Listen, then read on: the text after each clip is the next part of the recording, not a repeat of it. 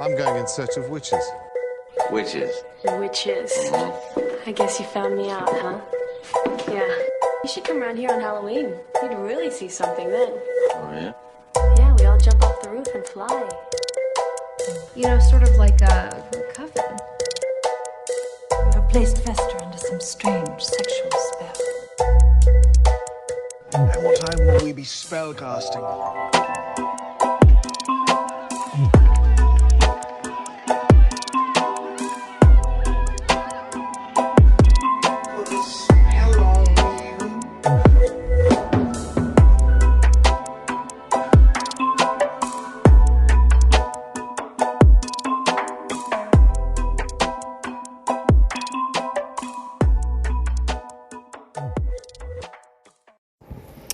Hey there, witches, and welcome to Moonstone Witchery, the podcast where we talk about witchcraft and spirituality in a modern context.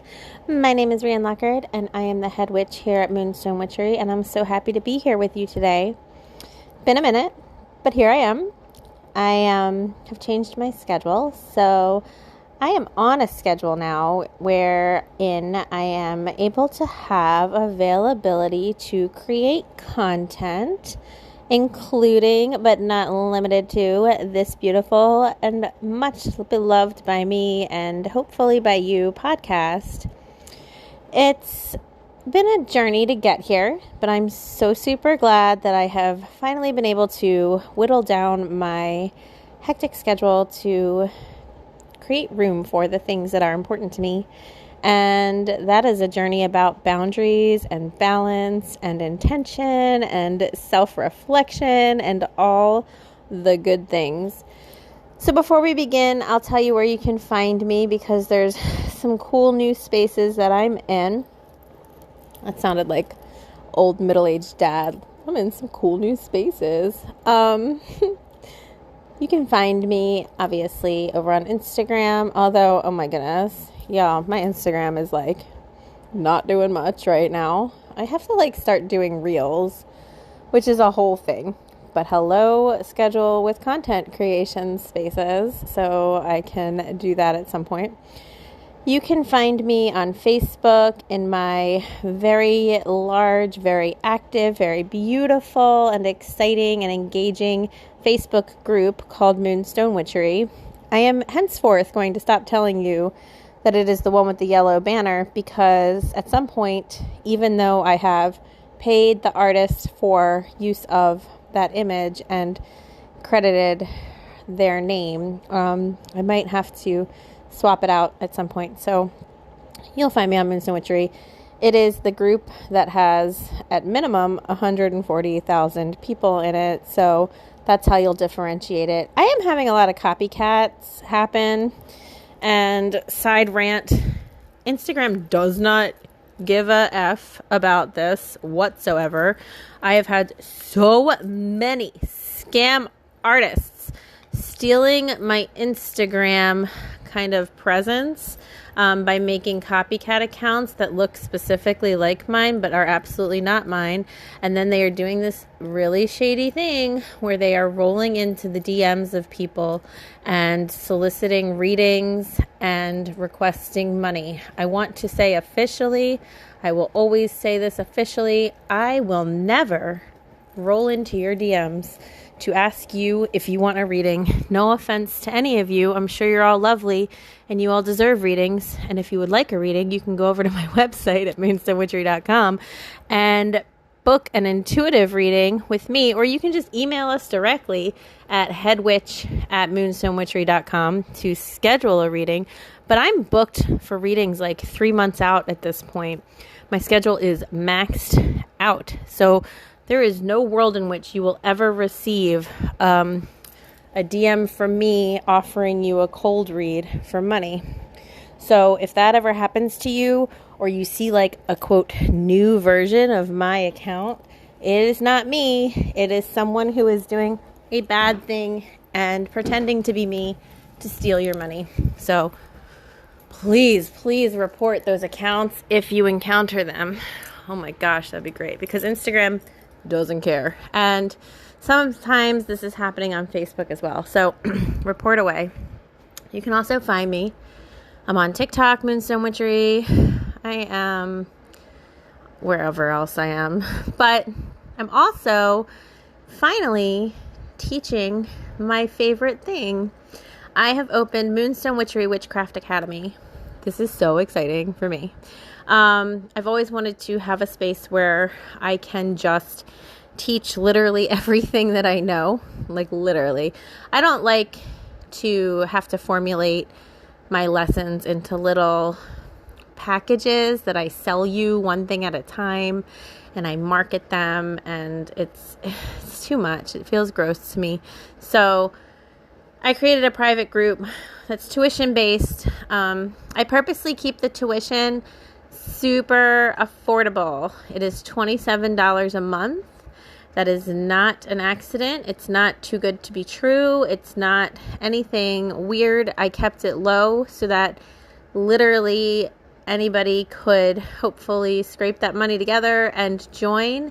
And this is for people really only who actually really want to learn witchcraft and spirituality. I am going to teach absolutely all of the things in this group because I needed a platform where there was an energy exchange in order to teach, and people wanted to learn from someone who is established and knows what they're doing, and that is me. So if you are interested in learning all of the things, consider joining us in the academy. You can find it on my website. I think there's a tab called the Academy, and you'll enter your email address, and then you will get information on how to join the private Facebook group, and your tuition will come out monthly, and all the learning is set up in these little guides, and there's videos every week. Right now I am teaching the Academy students divine communication, how to be in touch with their spirit guides, how to level up their intuition exponentially, how to manifest whatever they want to manifest, how to receive signs and symbols from their guides, and a whole bunch of other things. That is the unit we are currently working on. But so far we've also done sigils and grimoires, books of shadows, same thing. We've done protection spells and lots of other cool stuff. So you can find me in all of those venues. And commercial break. Okay. I've had lots of requests roll in for different podcast topics. I'm going to start with, well, which one do I want to start with? I'm going to start with two. So this episode is going to be about two different things.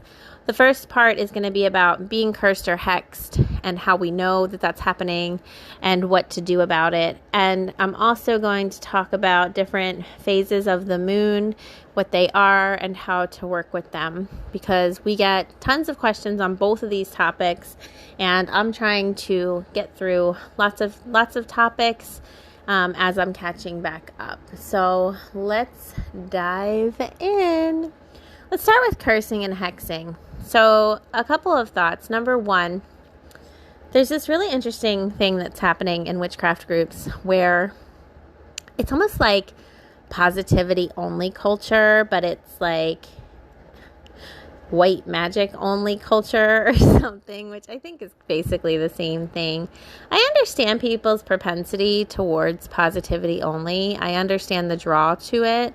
What is really happening, and just to explain, positivity only culture is this thing where people kind of refuse to, quote, give negative energy any power. And this refusal to do so is enacted by these individuals by their refusal to acknowledge that negativity exists. And so they will just say, if I don't acknowledge it, then it's not there. This isn't just in witchcraft. This is like in everything. I have known people who will have chronic diseases or terminal diseases even, or anything like that, and they will simply not say the name of their disease, or they won't admit that they have it because they are believing that it will give them, the disease itself, more power over them. They won't talk about negative things that are happening in their lives because they don't want to give those things power. They don't want them to take up space. I understand the propensity towards this. However, positivity only is actually subversively super toxic, and I'm going to tell you why. It's because it is a disassociation from reality. It's a disconnect. It is not real. When we are doing this to ourselves, we are not existing in the real world. We're existing in a fabrication of reality in which nothing is wrong.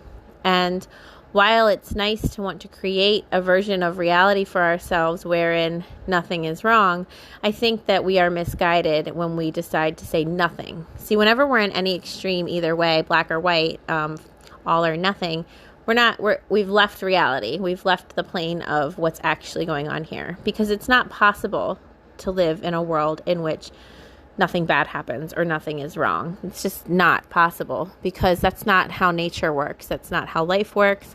That's not how this reality works. Entropy is a part of this reality. Entropy being the breakdown of certain things. And when something breaks down, it ceases to exist eventually. And that is a loss of some form or another. And look at a plant. Plants don't have long lives necessarily, depending on the plant. If you're one of my plants, you really don't have a long life. Entropy, you're going to die. It's going to end. Things change. I'm not trying to be morbid, but I'm just trying to be realistic here. Like, this is the way of it, right? I always use this example, and I might have even said it on this podcast before, but if I'm a salmon swimming in a river and I get plucked out of the river by a hawk, that's a bad day for me, but it's a great day for the hawk, right? There's no such thing as, really objectively, there's no such thing as negative or positive. It's just a construct. But to be more grounded in reality here, what I'm trying to say is to deny the fact that negative things happen doesn't make them not happen. It makes us, the denier, delusional. It makes us living in a false reality. And while I do understand that certain people are doing self-work and therefore coming upon the conclusion that they don't want as much negativity in their lives, there's quite a difference between not as much negativity and no negativity at all, right? The difference being that if I'm on a path with myself and I'm trying to choose to have less negativity in my life, that's positive. That's a good thing. That's me doing self-work. That's me analyzing my responses to things. That's me analyzing my reactions to things. That's me really doing a deep dive into myself and saying, where am I creating my own negativity in my life? If I was to deny all negativity from existing, what happens when I fall and sustain an injury? Or what happens when someone I know dies or goes through a hardship or has a loss of some kind? Or what happens when my whole savings get wiped out, or whatever the case may be? See, these things happen in life, and they are inherently challenging, difficult, hard. Some might even say negative, and that's okay. Just like for that salmon, that is the worst day that salmon could go ahead and have. It was a bad moment for that salmon. Bad things happen. We can't pretend that they don't. When we pretend that they don't, we're not freeing ourselves from their power. We're actually giving them more power. And I'll tell you why. The reason for this is because if we don't acknowledge something, we can't deal with it. So if I refuse to acknowledge the very real and vivid impact that an injury has on me as a person, then I am not allowing myself to process my feelings. If I'm telling myself, oh, everything's fine, I'm not letting this injury control me, it's a good thing because I'm learning this lesson and I'm learning that lesson. Sure, those things are true. I might be learning those lessons, and that is a positive outcome to a negative situation. And also, I'm in a lot of pain. And also, I can no longer do the things that I used to be able to do. And also, my plans have changed dramatically. My life has shifted dramatically because now I'm injured and I can't do certain things, and I am disappointed that I can't do those things.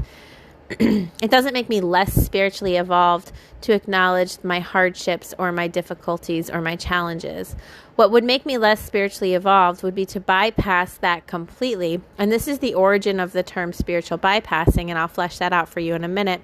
What would make me less spiritually evolved would be to bypass my negative feelings completely and to pretend like everything's just fine. Because in that situation, I have a whole lot of emotions and thoughts and feelings and experiences and energies swirling around inside my body, and they're trapped there because I won't look at them, and therefore I won't be able to release them. The only way we can shift into a more positive state of mind if we're in a time of hardship or struggle is by acknowledging the time of hardship and struggle, by feeling our feelings about it, by validating our feelings about it, by processing our feelings about it, and releasing those feelings about it. To deny them means that they gain more strength because they, instead of going away, they live within us and they gather momentum and they get louder and louder. They start off first as like a little whisper, kind of like someone outside your door whispering to you. They get a little bit louder. They get a little bit more intense. Those feelings that we're not acknowledging, they scratch on the door. They knock on the door. They start yelling our name until all of a sudden we are so full of these ignored negative feelings that they are loud and they are obnoxious, and we are depressed or anxious or unhappy, or we are not motivated or irritable, impatient, unkind to those around us because we're carrying around this unidentified, unlooked at, and unresolved series of emotions within ourselves. And that is not an okay way to feel or to live. It brings you down. To not acknowledge the hard things that are happening to you will bring you down. And so if we're talking about curses, this is a very big curse against yourself. BT dubs. But on the topic of positivity only, so positivity only people will say things like, don't narrate your fears. It's going to make them come true. Or don't acknowledge that bad thing is happening to you. Reframe it. It's a lesson. Or you should be happy right now. It could be worse. Things like that. You know, it even masquerades in like certain ways where I'm in, just because of the nature of my coaching practice, where I really help people out of abusive and toxic relationship dynamics. There's a lot of people that are very toxic towards people trying to get out of toxicity. They are narrating their own fears, but they're masquerading those fears as advice, and they're saying things like, "Well, it could be worse," or at least he's not hitting you, or you know, at least you have a husband / wife / partner / parent. The parent one really gets me because there's a lot of people who are very much like, well, you only have one mother, so maybe you should resolve your problems. Listen, Linda, listen. You don't know my situation. And everyone only has one mother. You know what I mean by that, like biological mother. We all could have multiple mothers or people who have raised us. I'm not trying to stir that up, but we all have parents. And imagine how difficult it is to come to the realization that you have to cut off your own parent because nothing else has worked. We all know that's our parent. We all know what a big thing it is to cut off communication with them. So imagine how toxic or difficult they must be if that is what we are doing. But people aren't thinking about it like that. Positivity only refuses to make room for people having hard experiences. It's also a very privileged point of view. It's a very white, heteronormative, privileged point of view because it's easy for people of privilege, and by this I do mean financial privilege specifically as well, but privilege, the word itself, does not imply financial privilege always, just so you know. It means the privilege of being the favored version of a person in our society. But aside from that, there is a privilege that comes economically from people who are like, you know, oh, it's not so bad just hire someone to fix it for you or whatever the case may be. Or people who have easy access to health care or 401ks or salaries or jobs in general. It's easy for them to look on the bright side and to always see the good in things because they're not daily encountering systems of oppression, whether financial or otherwise, at this point. And so they're not understanding that positivity is a privilege. It's an inherent privilege that not all people actually have access to. So in the witch world, the way that positivity only kind of is showing up is through this refusal to accept the presence of negative or justice-seeking magic. I have issues with that. First of all, there's a whole bunch of people that seem to be like, curses aren't real. I don't understand how we're going to be in a witchcraft community and say something like that.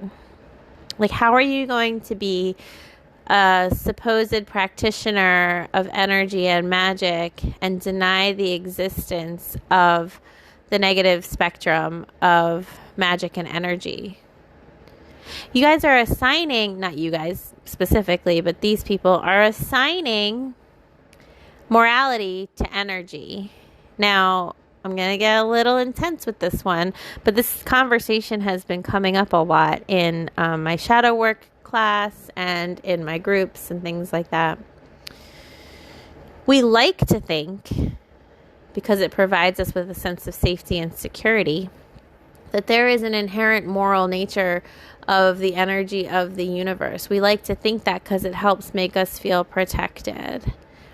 However, the universe is, while potentially sentient in a certain type of way and alive in its own kind of way, who are we to suppose that we understand the morality of the universe? I don't think we do.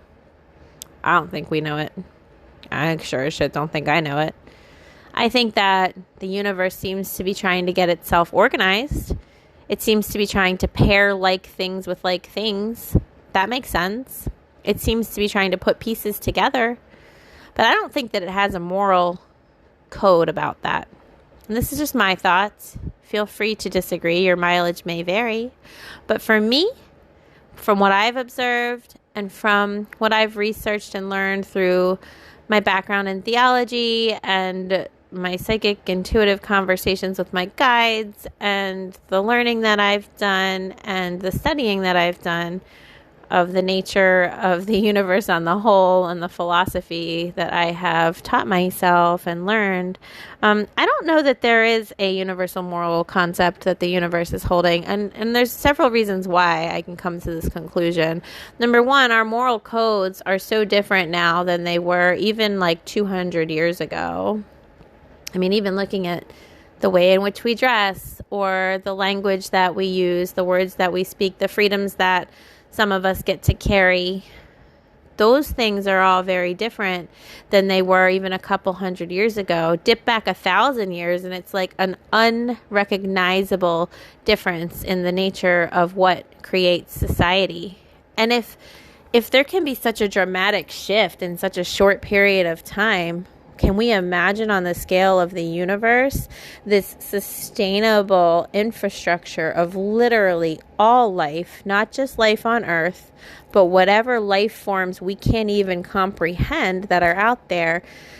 How is there a morality clause for all of those things? Not even just in this moment, but consider how old and how ancient and how many millions of years and miles or kilometers, depending on where you're listening to this from, the universe is made up of and comprised of.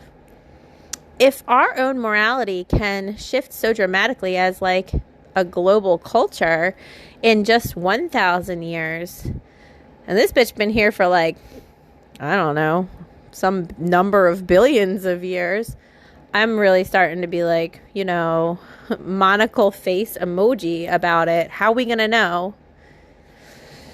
See, to us, certain things are very morally cut and dry, but even within our own lifetimes, those morality structures are shifting. We're starting to understand there's no such thing as gender. That unto itself is a very huge, important, significant, and true shift that has happened just within the past, 15 years. We are starting to understand that, see, when I was growing up, it was very trendy and appropriate at the time, I suppose, to be like, I don't see color. We are all equal. We are all one race. Now, when someone says something like that, they're outing themselves as not understanding at all what's going on in the racial conversation of this country.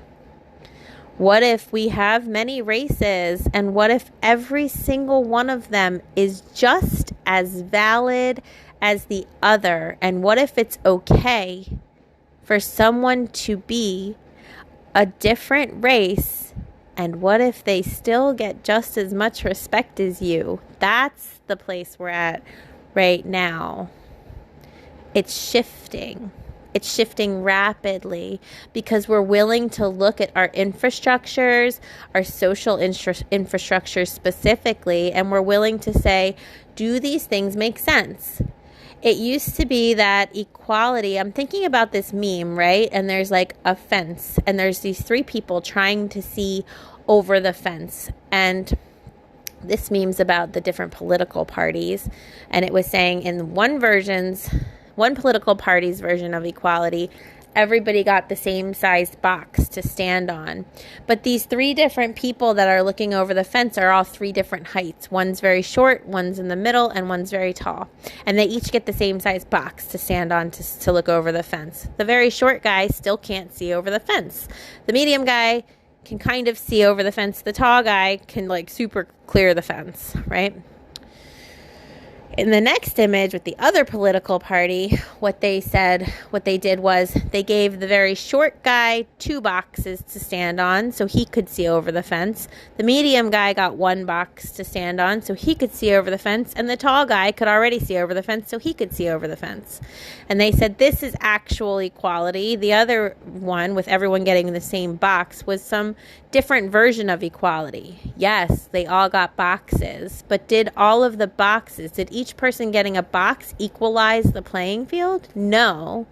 What they actually needed to do was give everybody the amount of boxes they needed to achieve the result, which was to look over the fence.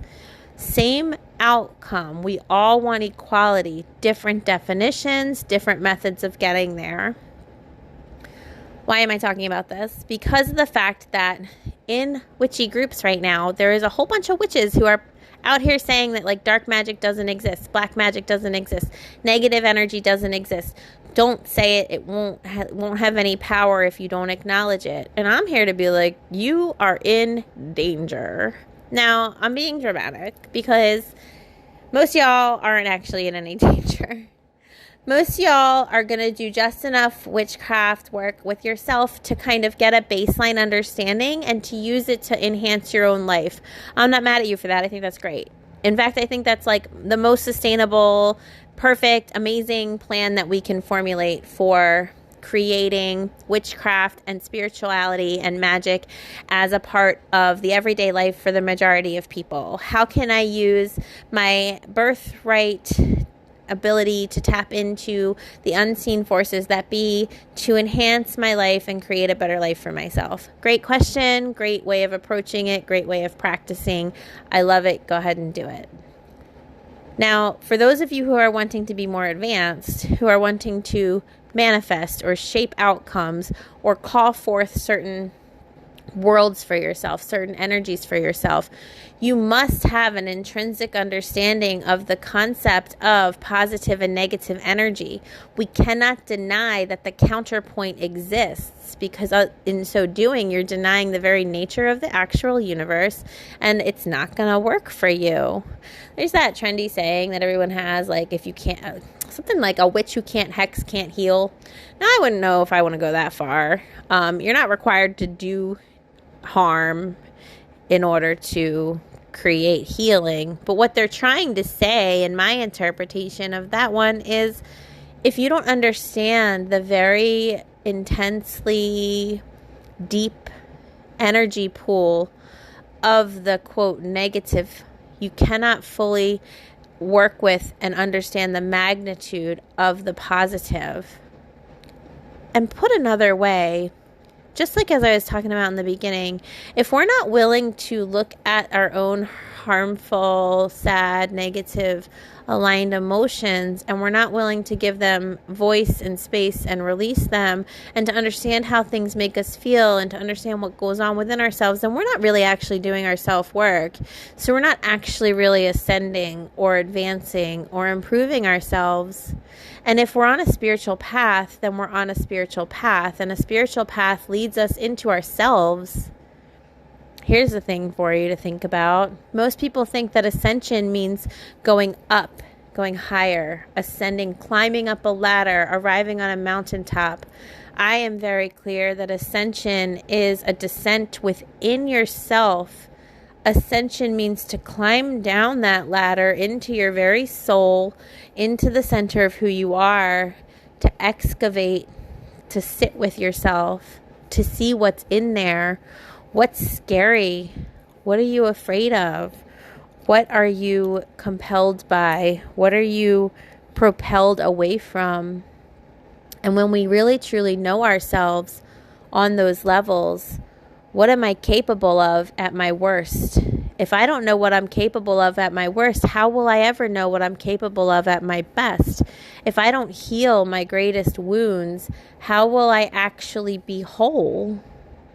But to heal my greatest wounds, I must acknowledge that they're there. To heal my greatest wounds, I have to know what my part was in creating them. And I also have to know what was not my fault, which means that it was someone else's responsibility, which means that I have been made a victim at times in my life. And victimhood always happens without our permission, true victimhood.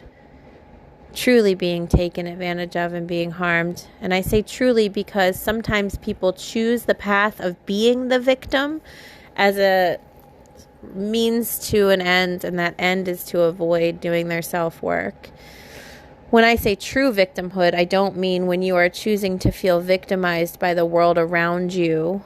I can't do this or that because the world is against me, that mentality. Many of us have been made a victim, and when we are made a victim, it has happened without our permission and without our faults. But we have to know that so we can heal from it. We have to know that sometimes bad things just happen. That's the nature of the universe, right? Sitting on the banks of the river, watching as the hawk takes the salmon out of the river, you're witnessing the random cruelty at times that exists in this reality. But then you look up in a tree and you see a squirrel eating a little acorn, or you see little baby birds unhatching, and you're witnessing the random beautiful acts that exist anywhere at any time. You can look into a flower and find sacred geometry right there in front of you. Duality is the force that is running all of this. And yet, with duality, there's also another third component, which is all of the space in between. And I promise this connects to being hexed or being cursed. But I'm trying to lay a foundation in which I let you know that bad things do exist. And I do feel like I need to let us know that, because so often we avoid knowing that. And it's fear, it's pure fear that causes us to avoid it. But in our avoidance, we don't get very far. When you avoid, you don't get really anywhere, do you? Because you're avoiding going anywhere. The mere word avoid means to not look at, to not engage with, to not do. It's the absence of action. And the absence of action is stagnicity. You cannot move if you are avoidant, which is why people who have avoidant attachment styles, side note, are never going to have a fulfilling relationship with you. And I am sorry to be the one to tell you that. Like, see also Twin Flame episode 1 and 2. The runner is avoidant. The runner is avoidant. So before I go on that one, I'm just going to keep on track here. So in these communities where people are saying, you haven't been cursed. So we'll get a post, right? People will submit a post and they will be like, how do I know if I've been cursed or hexed? And a lot of the comments are very well-meaning, and I love all of you for trying to help. See, even if I'm going to say a lot of stuff on this episode that is directly challenging the beliefs that you might hold, it doesn't mean I don't love you, and it doesn't mean I don't like you. I do. I love and I like you, all of you, because I know you're coming from a really beautiful place. And I know you've never been taught that it's okay to know that bad things happen, because it doesn't feel safe. It doesn't. We think if we just don't look at it, it won't be there. It's like the equivalent of like thinking there's a monster in your closet when you're little and just putting your head under the covers. How is that logic helpful though? If there is a monster in your closet, he just watched you put the covers over your head. Like he knows. He knows. And he's going to come and he's going to take the covers off of your head, right? Like, avoiding doesn't solve this problem, but I do understand the reason why it's what we're drawn to do. And I love you, and I appreciate you trying to be supportive. But may I please shine a light on the situation, which is exactly what we do when we're looking for monsters. We turn on the light and we open the closet door. And we have to summon up so much bravery to do that. But in our bravery, we discover that there is nothing there. Or we discover that whatever is there is just something else taking a different form. It's something manageable. And that's what happens when we finally interact with our feelings of fear. We find out that they're manageable. We find out that they are handleable. So people leaving comments, they will often say, just don't give it power and it won't have any power. If you've been cursed, just don't accept that you've been cursed.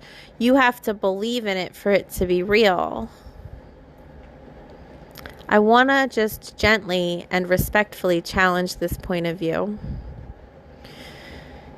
If the universe is made of different kinds of energy, and if a witch is a person who knows how to use and direct that energy, it is highly possible, without the consent of someone else, for someone to direct negative energy towards another person. The universe, remember, doesn't really seem to care. It just does what it's doing. It doesn't have the same morality that we have, because we don't even have the same morality we have. It shifts around and changes so fast, we don't even have it. So the universe is not like, oh, today on Earth, it's bad to send negative energy to people, so we're not going to do that. Whereas it might have been completely normal and acceptable 1,000 years ago. They're not checking in, they're not refreshing their app, it's not updating the system to see like where is the moral code today for Earth. It's just like, oh, this person knows how to talk to me in energy and they want to send some energy over there. Cool. Does it match? Does the bad energy match the bad energy? Or does the bad energy match the situation? Or is there a spot for the bad energy to go? Oh, okay. Yes, then let's put it there. And I'm going to circle back around to that part of it in a moment too. But what I want to say is that you can go ahead and be cursed or hexed without believing in it. It's not required for you to believe it. You don't have to believe that you exist in order to exist. You don't have to believe that it's Monday for it to be Monday. You don't have to believe that it's winter for it to be winter. You don't have to believe that your family has a certain amount of financial security for your family to have that financial security. You don't have to believe in any of these things for them to be happening, because there is a whole world taking place outside of you. And this is another one of those things about duality. a lot of what people are saying is, well, if your energy doesn't match it, then it won't align, then you can't attach to it. Just don't be negative and you won't receive negativity. Now, this is not actually that much of a flawed premise, but we got to dissect it a little bit more. But I just want to say first, nothing has taught me how much truth there is to curses and hexes being real, like being a fairly well-known, more higher profile witch. I am regularly threatened in my inbox and my DMs, regularly, with hexes or curses or jinxes or whatever words you want to use for them, by people who don't like that their post got deleted, or don't like a meme that went up on my Instagram, or disagree with me in some way, or disagree with me for disagreeing with them, or whatever the case may be. This energy is out there. People are attempting to, or actively throwing hexes on other people. It is a thing. And I would love for you to just say, well, if I don't believe it, it's not real, and for that to count and for that to work. But that's not what's happening. Our culture's been saying that about racism and sexism and homophobia forever. And it's still there. Just because we don't acknowledge it doesn't mean it's okay. All that ended up happening was there was a whole bunch of people who have been victimized by a racist, sexist, heteronormative, ableist society. There's been a lot of people terrorized by a culture that refuses to engage with the problems that it carries within itself. Whereas what if the culture turned around and looked at itself and was like, let's actually give everybody the box they need to stand on so they can see? Wouldn't that be amazing? And that, in my eyes, is what we are all working so hard towards at this stage on the social justice platform of our country. But that's another side note. So if this negative energy is real and it's out there, you can't avoid it by just saying, I refuse to believe in you. What you can do, and here's where the alignment is, okay? So there's this whole concept of, like, you remember when The Secret came out? Oh, The Secret. The Secret's talking about manifestation. Y'all might be too young for this. I am old, and so I don't even remember when this was. Like, probably in the early 2000s, this whole thing came out called The Secret. And what she was talking about was the law of attraction and manifestation theory. And she was saying thoughts create things. What you think about, you attract. I will do a whole, you know what, I should just do a series on the law of attraction because I have a bunch to say. I'll just say this for today. It is not our thoughts that create things. It is our energy that manifests for us. Our energy is more permanent. Our thoughts and our feelings are fleeting and fluid and momentary.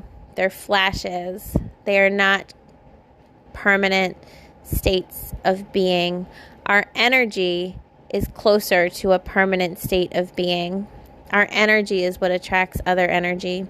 We change our energy by doing our self-work. We change our energy by understanding what our values are and living a life in alignment with those values, and by healing the wounds that we carry, because our woundedness is part of our energy too. It already is set. It's already there. The way in which you've been wounded or harmed in your life energetically, it's in there, which is why our own healing should be our utmost priority. Our own recovery from life itself should be our number one priority, because again, a lot of our wounds were placed there mostly. I can't even think of any that don't fit this criteria, but just in case, most of our wounds have been placed there without our permission, and they are energetically shifting our footprint, and our footprint is what calls things to us in our life. And this is why I am obsessed with healing ourselves. It's not just because I think it's the right thing to do. It's not just because I'm a life coach. I'm a life coach because I needed to heal. I am not talking about healing because I'm a life coach. I am a life coach because I had to heal. And I found out what immense amounts of magic there was available to me in this world on the other side of healing these wounds. So when we're wounded, we must heal, so that energetically our footprint resonates at the vibration of the life we want for ourselves. I hope that this makes sense. And so when we're trying to call something to us, or when we have something cast upon us, the greatest protection spell you can do for yourself is to heal yourself. And I'm going to say that again. The greatest protection spell you can do for yourself is to heal yourself. Now, if we were in class right now, I would say, can someone tell me why that is? And I would allow one of you to let your own brilliance shine by raising your hand and telling me, it's because when we are healed, we are no longer inviting in any energy that is dangerous or harmful because it masquerades and presents itself as familiar to us. When I'm talking about breaking our own spells in my protection podcasts and YouTube videos, often we will break our own protection spells because we are subliminally allowing unsafe people into our space simply based on the fact that they are familiar to us. If we had a abusive or difficult upbringing, and therefore abusive and difficult people feel comfortable to us, we are not protected from those people necessarily until we start doing our self-work, because those people are comfortable to us. How many times have I had a client start coaching with me and they have said, I know I'm in a really toxic relationship, but this person feels like home to me. And I've had to say, well, what did home feel like? And that's a light bulb moment for many people, because home, while familiar and home and comfortable, maybe was also dangerous or unsafe or scary or not kind to us. And so anyone who feels like home might feel dangerous or unsafe or scary or not kind to us, but at least they're familiar. And in this way, our familiar places, even the damaging ones, will draw forth other familiarities to themselves, because energy calls forth energy. And our unhealed places are just as much a part of us as our healed places are.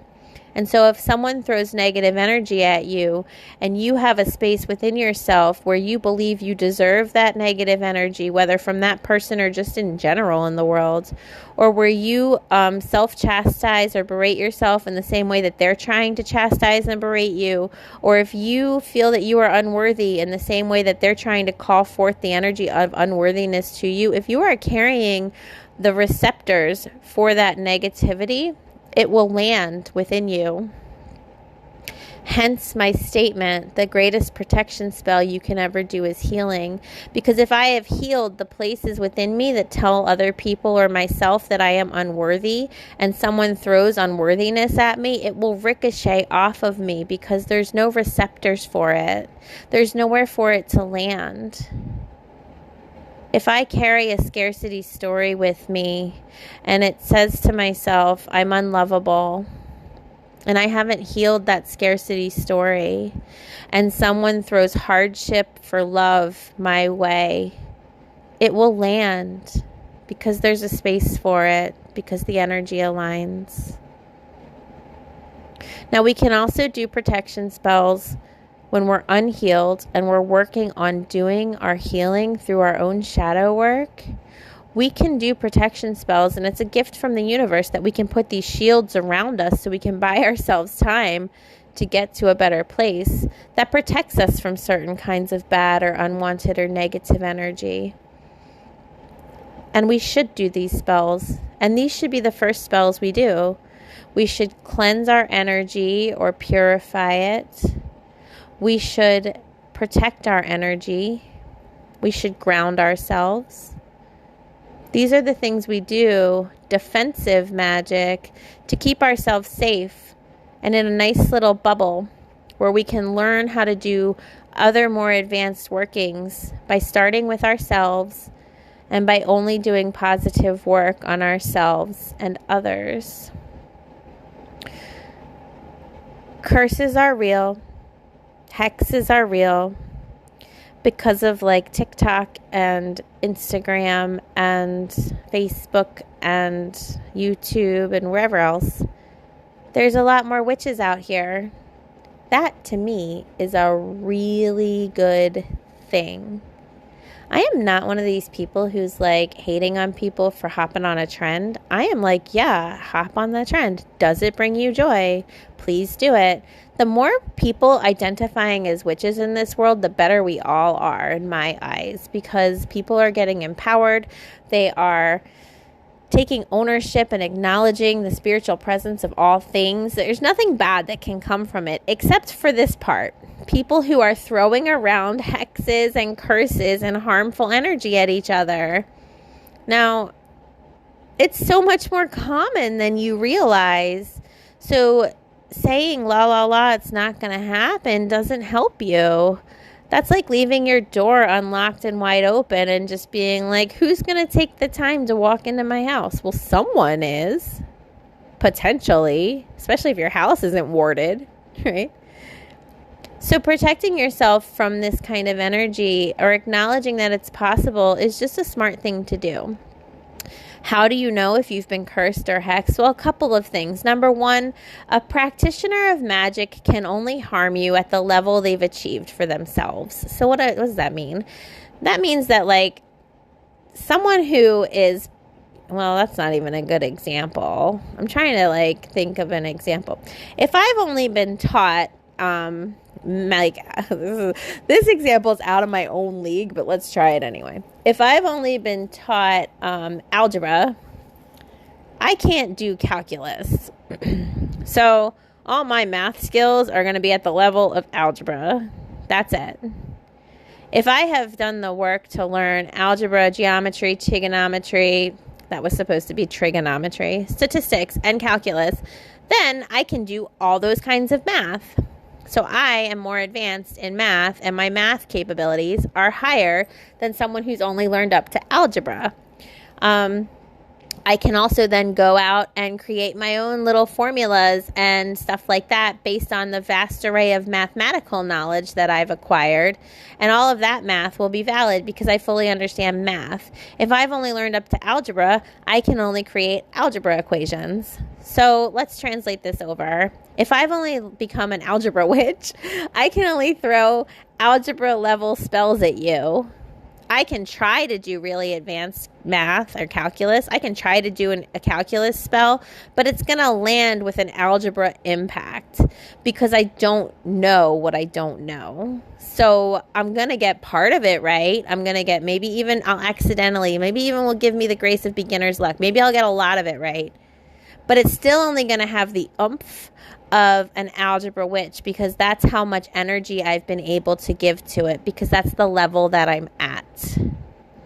An algebra witch creates algebra results. A calculus witch creates calculus results. So if you are friends with or frenemies with somebody who is a TikTok witch, and I'm not trashing TikTok witches. I think TikTok's fucking awesome. It is putting witchcraft out there. But if you're friends with someone who has not deeply studied witchcraft or doesn't fully deeply understand themselves or hasn't done their spiritual self-work in some capacity and they put a hex on you, you will be probably mildly inconvenienced that day. So the energy will land, but it's not going to land in some big catastrophic way. Most likely, this is not a black and white rule. This is firmly in the shades of gray zone because there's a lot of other factors that go into it. Can I get hexed by someone who is at a beginner or intermediate level of witchcraft? Yes. Are those hexes way more frequent than we think? Yeah, they actually really are. Do I have to be up all night worried about this? No. Here's the thing. A hex is not an inherently more powerful spell than any other spell. So if you're going to have a hex be put at you and you already have a protection spell around you, then those two things most likely will counterbalance each other. There's a big problem happening where we are letting fear rule our lives. We are letting fear of hexes make us live in fear, and we are afraid to take control and to diminish or remove or revoke these spells with complete trust in ourselves that we are capable of doing exactly that. You are able to unhex yourself. You are able to uncurse yourself. You are able to revoke anything that's been sent your way. You are able to ward and protect yourself in a way that doesn't even allow anybody to put anything at you. You are able to do anything you want to do. If their magic is real, then your magic is real. If their magic is powerful, then so is yours. Put protection energy around yourself. You can also regularly make it a part of your practice to cleanse and remove, to run candles that are designed specifically to strip your energy field of anything anyone has ever sent your way without your permission. And I would encourage you to do that at least quarterly. Put it in your phone and set a reminder. But when we're afraid and we're living in that fear, or worse, we're living in denial of the reality that these things are possible, we are keeping ourselves vulnerable. We are making it more dangerous for ourselves. Being unwilling to acknowledge that something is dangerous makes it way more dangerous. If you are walking through a room full of broken glass and you don't say to yourself, this looks dangerous, maybe I should put shoes on, and you just go, I'm sure it's fine, and walk in there with your bare little feeties, you're going to get real cut up with your bare little feeties, and you're going to be mostly okay if you wear your shoes. Acknowledging the risk doesn't make the risk more present. It makes you more equipped to handle it. What are the signs that you've been cursed? Okay, so if someone's hexed you or cursed you, your life will be full of ruination and like devastation. If someone capable has cursed you, you will be having, it's that anything that can go wrong will go wrong thing.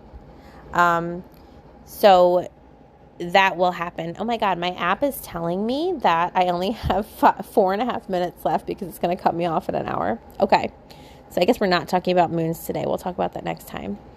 Signs that you've been hexed. Everything is going wrong. Like everything is going wrong. You're losing money. You're having injuries. Your pet is having an injury. Your children are sick. You're sick. You've lost your job. Your car has been in a car accident. All the worst case scenarios are taking place. If that's the case, you're going to want to do some uncrossing work. And I want you to research it for yourself, because part of this is part of becoming a calculus witch instead of an algebra witch is learning. You study it, you learn it, you find out what resonates, because whatever works for you is what's best for you. Whatever works for you is what's best for you. Hexing is a real thing. Do you have to live in fear of it? No. Acknowledge it and ask yourself, okay, if this is a real thing, if bad energy coming my way is a real thing, how can I do self-work so that it doesn't even want to land with me because it's so opposite of how I am? But also, how can I protect myself and take care of myself? How can I remove any energy that I didn't give permission to be with me? And take your steps to do that. I'm going to have to wrap it up. I'm now down to 3 minutes left of recording time.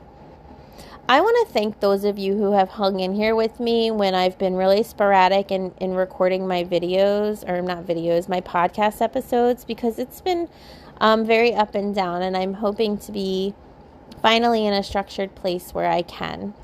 I also want to invite you to join me in my Witchcraft Academy, because it is such a cool place. It's such a cool opportunity. It's such a rare thing for me to be able to do and for you to be able to receive. I'm not trying to steal all your money. I'm just trying to have a place where I can safely teach everything and you can safely receive everything. And I think that's a beautiful thing. So you can find me really anywhere. You can find me here on this podcast, find me on my Instagram, find me in my Facebook group, and join us over there. Find me in the Academy or my website, moonstonewitchery.com. And lastly, please come and find me on my YouTube channel, because the other thing I'm building into my schedule is making more video content for you. So just like I'm planning to put out a podcast every week, I'm planning to put out at least one video every week. And I would love to have a nice little audience space over there on Moonstone Witchery on YouTube as well. I have tons of videos already.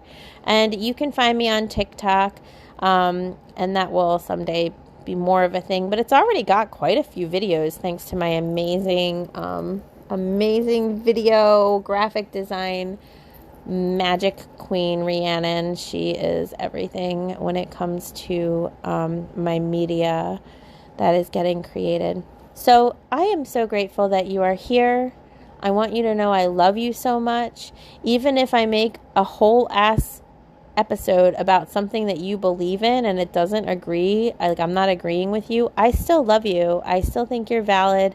I still think you're worthy. I still think you're great. I understand where you're coming from. I'm presenting you an alternative option just to think about in the spaces in between, just to grow into a little bit, because we've all been in different places, and the way that we grow is by being willing to reevaluate the things that we think are facts. So thank you for listening, and I can't wait to be back next week with you.